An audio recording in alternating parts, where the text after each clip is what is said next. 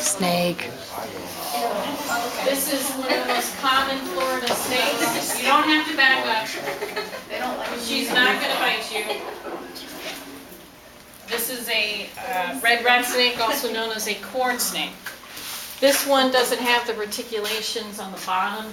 Corn snakes generally have this black and white checkerboard pattern underneath them. This one's more of an albino, has some albinos in it. And they're called a corn snake because it looks like Indian corn. Also, they're called a corn snake because farmers love them. They will catch them and put them in their corn rakes because they eat rats and mice, thusly the rat snake. And red because generally they are red, orange, pink in color. They can also be almost totally white, blue, and gray. They do not come in green. The downside of their pattern on the back, which is these little patches, is that it looks like a copperhead, but the copperhead does not live in Lee County. They don't make their way this far south. And copperheads are venomous. They're one of the 6 venomous snakes in the entire state of Florida. There's only 4 in this area of Lee County that you need to be concerned with. 3 of them are very similar. You have the eastern diamondback rattlesnake, the water moccasin, also known as the cottonmouth, and the pygmy rattlesnake. The 4th one is the sneaky snake, the coral snake. I'll talk about that one separately. But your first 3 have a hematoxin. The hematoxin is their venom. They are called venomous snakes because they have fangs. The fangs have to inject in your skin to poison you. If they were poisonous snakes, you'd merely have to touch them. Although, being that they're venomous snakes, if you touch them, you probably would get bit. Venomous snakes generally are going to leave you alone. The one I see most commonly is the water moccasin, also known as the cottonmouth, because they tend to, when approached, open their mouth and threaten you by showing their fangs. Like, hey, look, leave me alone. That's good. And also, they'll shake their tail. They're going to do whatever they can to warn you, so you know, hey, I'm here, leave me alone.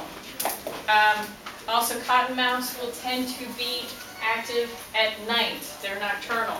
So towards the evening, in the late afternoon, they're going to be hanging out near the edge of the water. So that's where they typically are. I've seen many, many, many of them behind my apartment and the ditches by my house. And they're going to rear back at first, and they're going to stand their ground. They're not really trying to get you because obviously you're not their prey. The rattlesnake, pygmy, and diamondback are going to be in the woods more. They like wood piles, anything that's kind of woodsy. They also will rattle their tail, which sometimes you might hear the rattle, sometimes you might not if it's pygmy.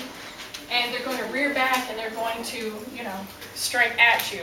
And if they don't get you the first time, you can back away slowly until they don't feel threatened. I rarely see rattlesnakes because of one reason. They feel you coming before you even know they're there, and they go about their business. Their bodies have a tuning fork. It's all muscle, so they can feel the vibrations of you. They can taste the air and smell you.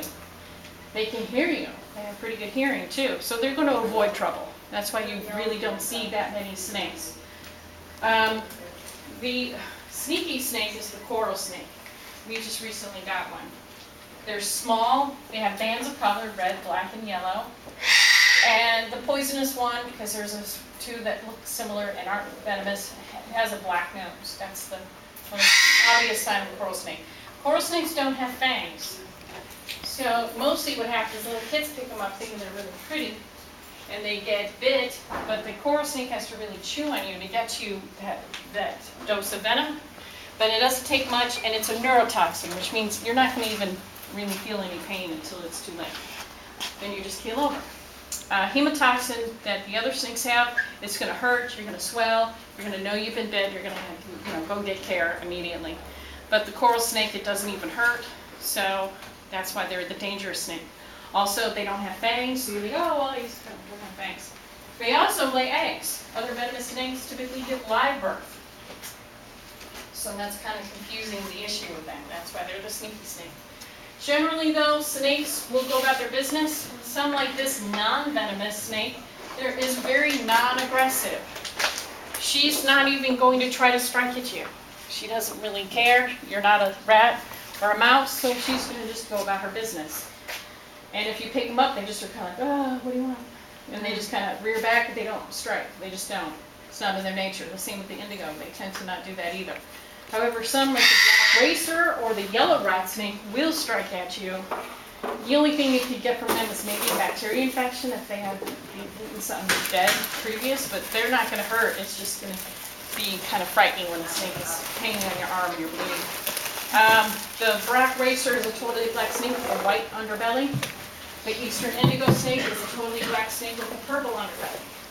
They have big, kind, friendly eyes, big round eyes. Venomous snakes have slit eyes that look cat-like. But otherwise, snakes generally live 15 to 20 years. They grow their entire life. They're going to grow more when they're first hatched or first born, and they're going to shed. Every time they shed, they're growing. They lose their skin cells all in one fell swoop. We lose our skin cells daily. If you rub your skin, sometimes you see the white, that's losing skin cells. They just do it all in one fell swoop, even over their eyelids. And they grow a little bit each time. But they can, usually this snake here is only going to reach 6 to 7 feet, but if it lived longer, it would reach longer lengths because it continuously grows. They are cold-blooded, so they need the sunlight to stay warm. That's why usually you will see them sometimes by the road, especially when it's rainy or in the winter months. One question? How many non-venomous snakes are there compared to venomous snakes? Oh, there's tons. There's so many different kinds. There's the Florida blind snake, and there's the ringneck snake, and there's the different types of rat snakes. The yellow rat snake, there's like a lot. There's a lot of different types of snakes. You can see them all over. There's all different kinds of garter snake, chicken snake. I can't even think of Florida brown snake, Florida banded water snake, pine snake, Everglades rat snake. The list goes on and on. It's far outnumbered. For venomous snakes, I think, is it only 4 in Southwest Florida? And is there, and I think, is there 5 in all of Florida? 6 in all of There's the Florida? canebrake and the copperhead. Okay. And this one looks like the copperhead, but we don't have those here. So we got like 4 in this area compared to like, what would you like, at least 20? Not anymore, I put them with the rats. Oh, yeah. You crawl in your pocket and try and eat the rabbit, right? Probably would have, yeah. I try to keep them separate. Even my possum will try to eat the snakes. Possums are like that. They just eat whatever's in front of them. So that's good. All right, any snake questions or any questions? Are there any questions on, did you talk about the sort of the mutation just in the pigment? Yes, For this because this one snake, doesn't yeah. have the corn color on the bottom. And they cut that. I might bring that up again for the evolution class and just talk about natural selection, you know? I mean, for natural selection, is this guy going to do better in the environment, worse, or neutral? What do you guys think? Worse. Why would it do worse? If If I was a rat, And define security in They feel terms like on a tree, of they're going to wrap their lower body around exactly, the arm yeah, and then camouflage. swing out. I'll bring that up again in class for You'll everyone. see them do this. Certainly, you know, if this guy's climbing a tree, you would stick it a little bit more. Yeah.